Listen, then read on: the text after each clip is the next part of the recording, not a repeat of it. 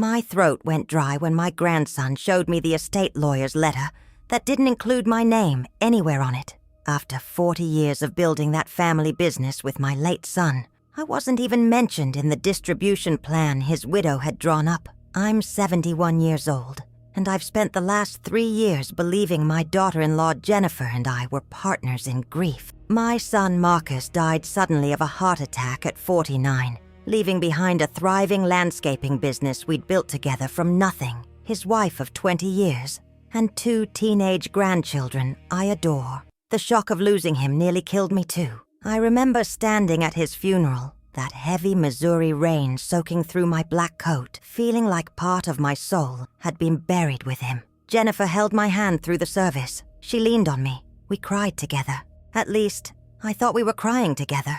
Turns out she was already planning how to erase me from Marcus's legacy. The morning I found out, I was sitting at my kitchen table, that same Formica table Marcus did his homework on as a boy. The coffee maker was gurgling the way it has for 20 years, and sunlight was coming through the window over the sink, highlighting all the fingerprints I never quite managed to clean off. My grandson Tyler had stopped by before school, looking nervous. "Grandma," he'd said, "I need to show you something Mom doesn't know I have." And he'd pulled out that letter from the estate attorney, outlining Jennifer's plans for the business and Marcus's assets. Family betrayal has a particular taste, I've learned. It's bitter and metallic, like blood in your mouth after biting your tongue too hard. According to the documents Tyler showed me, Jennifer was restructuring everything. The business Marcus and I had poured our lives into would be sold to a corporate landscaping company. The proceeds would go into accounts she controlled. My role as co-owner, despite being on all the original paperwork, was being challenged based on some technicality about operating agreements and succession plans. Elder respect apparently didn't extend to honoring a mother's 40 years of sweat equity in a business she'd helped fund with her own savings when Marcus was just starting out. Let me explain how we got here so you understand what was at stake. Marcus and I started that landscaping business in 1984. He was 19 years old, fresh out of high school, didn't want to go to college, wanted to work with his hands outdoors. His father had just died, and I was drowning in grief and bills. Marcus said, "Mom, I have an idea. Let's start something together. You handle the books and scheduling. I'll handle the crews and the work. We'll split everything 50-50. It was naive and optimistic, and exactly what we both needed. Something to pour our pain into, something to build while we were falling apart. We started with one pickup truck, a trailer, and borrowed equipment. I worked my day job as a secretary and did the business paperwork at night. Marcus worked 16-hour days mowing lawns and trimming hedges. Slowly, so slowly we grew. We hired our first employee in year 2, bought our first new truck in year 5. By year 10, we had 12 employees and contracts with half the commercial properties in town. By year 20, we were the biggest landscaping company in 3 counties. Marcus handled operations. I handled administration, payroll, invoicing, taxes, all the behind-the-scenes work that kept everything running. It was truly 50-50, just like we'd promised each other that grief-stricken summer of 1984. Jennifer came into the picture in 1995. She was a client's daughter, pretty and ambitious, working as a bank teller. Marcus fell hard and fast. They married within a year, and I was happy for him. Happy he'd found someone to share his life with. Jennifer was nice enough to me. A bit distant, but I figured that was normal for a young woman establishing her own place in my son's life. She didn't work in the business, didn't show much interest in it beyond enjoying the comfortable lifestyle it provided. That was fine. Not everyone needs to be involved in the family business. I never pushed it. But after Marcus died, everything shifted. Jennifer suddenly became very interested in the business, started attending meetings I hadn't been invited to, hired her own attorney and accountant, made decisions without consulting me. When I'd question something, she'd get this look on her face, patient but condescending, like I was a confused old woman who didn't understand modern business practices. She'd say things like, "Well, Marcus would have wanted this updated," or "We need to think about efficiency now, not nostalgia." Each comment was a tiny cut, small enough to seem reasonable but sharp enough to hurt. The business was worth approximately $2 million when Marcus died. Half of that, by all legal and moral rights, was mine. I'd never taken a salary in the early years, had reinvested my share of profits back into growth, had signed personal guarantees on loans when banks wouldn't lend to a young landscaping company. My name was on the original LLC documents as 50% owner. Marcus and I had always been clear about that. He'd tell people, my mom and I are partners, not just business partners, but life partners, getting through this together. It wasn't just a business. It was our shared survival mechanism, our joint tribute to his father's memory, our family legacy. Jennifer knew all this. She'd been at dinners where Marcus talked about updating our operating agreement to make sure everything was clear for succession purposes. We'd discussed it right before he died, actually. Had an appointment scheduled with our attorney to formalize the terms if anything happened to either of us. But Marcus died 3 weeks before that appointment, and suddenly, Jennifer was claiming the appointment had been scheduled because Marcus wanted to buy me out, wanted to restructure things to give me a smaller role. She had no proof of this, no emails, no texts, no documents, just her word against the ghost of my son. The lawyer's letter Tyler showed me laid out Jennifer's position. She was asserting that as Marcus's surviving spouse, she inherited his 50% share of the business. Fair enough, that's how these things typically work. But then she claimed that my 50% was actually only 25% based on some revised valuation and contribution analysis her accountant had done. She was arguing that Marcus's operational work was worth more than my administrative work.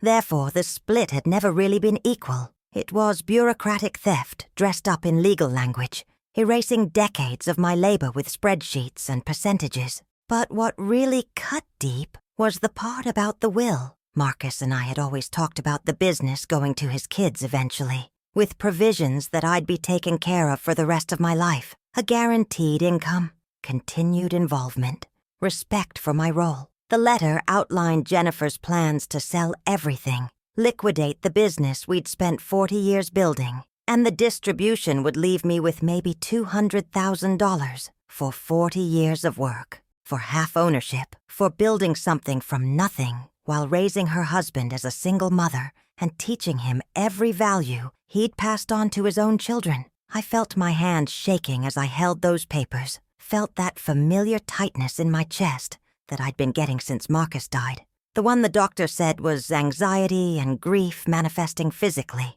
Tyler was watching me with worried eyes. He's 17, looks so much like Marcus did at that age. It sometimes takes my breath away. "Grandma," he'd said quietly, "Mom's been acting weird, spending a lot, going out more, being secretive about money stuff. I thought you should know what she's planning." That was when the first seed of suspicion planted itself. Spending a lot?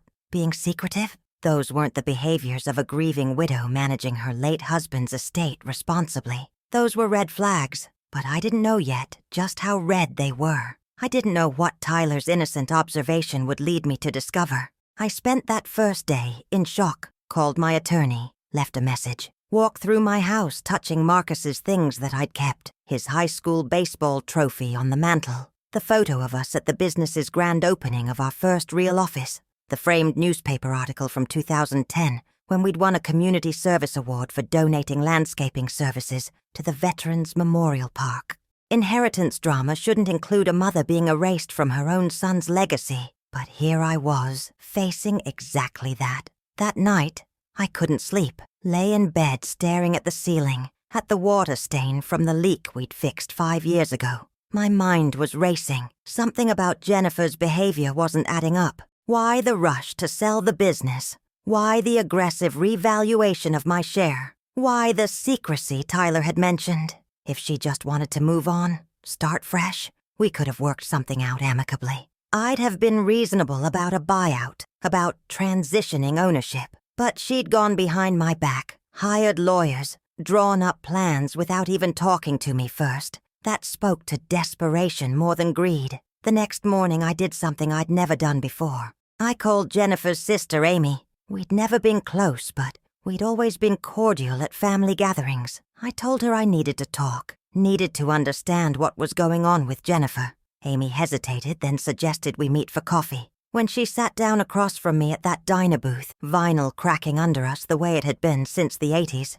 I could see she was wrestling with something. Amy said Jennifer had sworn her to secrecy, but she'd been worried for months. Then she told me something that made my blood run cold. Jennifer had been living well beyond her means for years. Designer clothes, expensive cars, vacations Marcus had thought were funded by her own work, but were actually charged to credit cards. After Marcus died, without his income, and with life insurance money that was substantial but not infinite, Jennifer's spending had accelerated. She'd maxed out multiple credit cards, taken out personal loans, even borrowed money from friends she hadn't paid back. Amy estimated Jennifer was at least $300,000 in debt, maybe more. Hidden family secrets that explained everything. That's why she needed to sell the business fast. That's why she was trying to minimize my share. She needed a big payout quickly to cover her debts before creditors started taking legal action.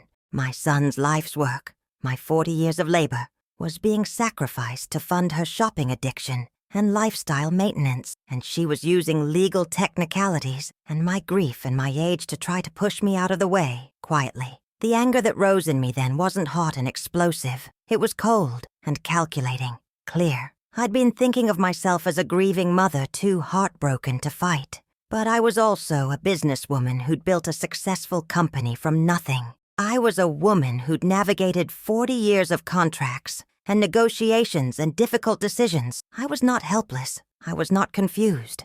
I was not going to let my son's widow steal from me and his children to cover gambling debts and designer handbags. I went home and started digging. Called our business accountant and scheduled a meeting.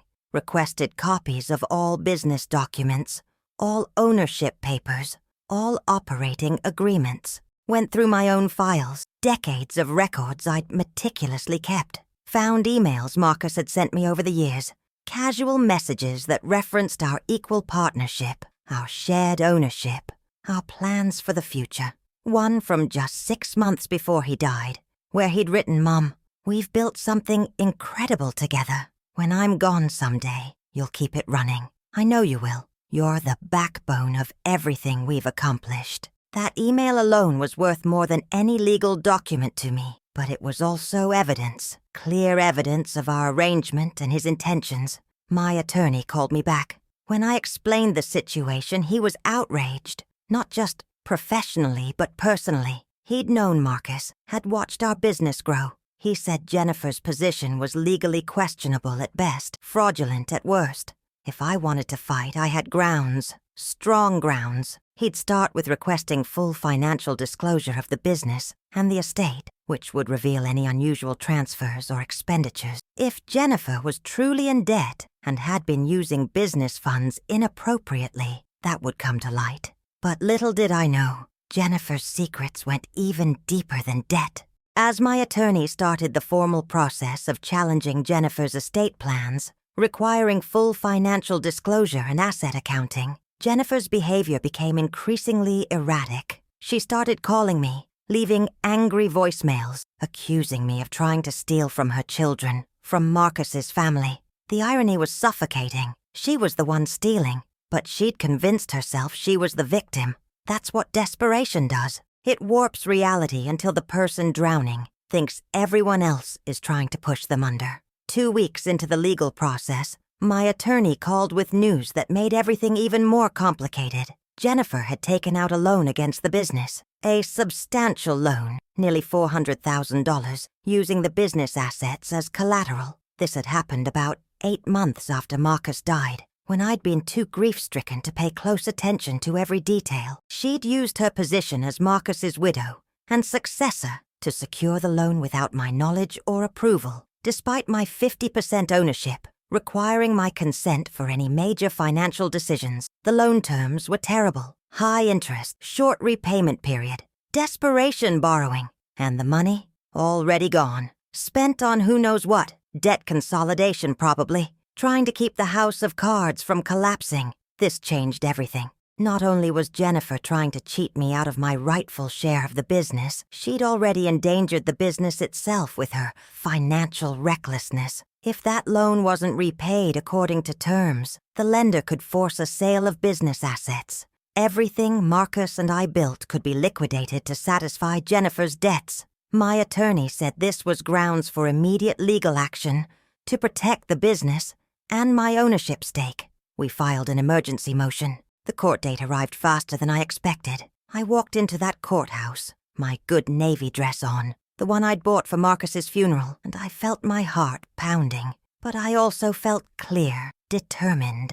I'd spent 3 weeks gathering evidence, organizing documents, preparing my case. I had 40 years of business records. I had emails from Marcus. I had testimony from our accountant about my role and contributions. I had proof of Jennifer's unauthorized loan. I had evidence of her financial troubles from Amy and from my own investigation.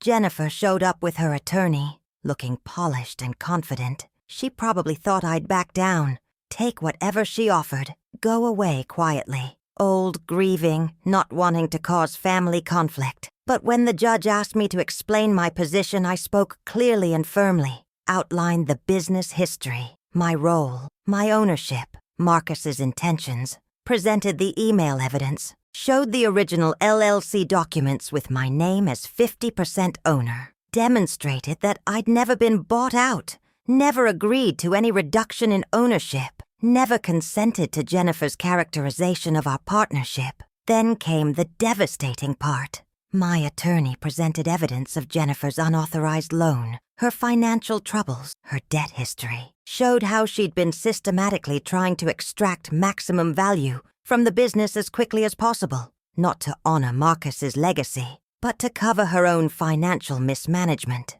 We had bank statements showing extravagant spending even after Marcus's death, credit card bills for designer items purchased while she claimed to be struggling financially, loan applications where she'd lied about her debts and income. Jennifer's face went white, then red. She tried to argue, to explain, but the evidence was overwhelming. Her attorney looked uncomfortable, probably realizing his client hadn't been entirely truthful with him either. The judge reviewed everything carefully, asked pointed questions, then made a preliminary ruling. He ordered a full forensic accounting of the business and the estate. He froze any further estate actions until the accounting was complete. He required Jennifer to provide full disclosure of all personal finances and debts, and he made it clear that if fraud was discovered, there would be serious consequences beyond just the civil dispute. Walking out of that courthouse, I felt something I hadn't felt in 3 years. Power. Not power over Jennifer, but power over my own life and future. I'd stood up for myself. I'd fought back. I'd refused to be erased. The forensic accounting took 2 months. When the results came in, they were even worse than I'd suspected.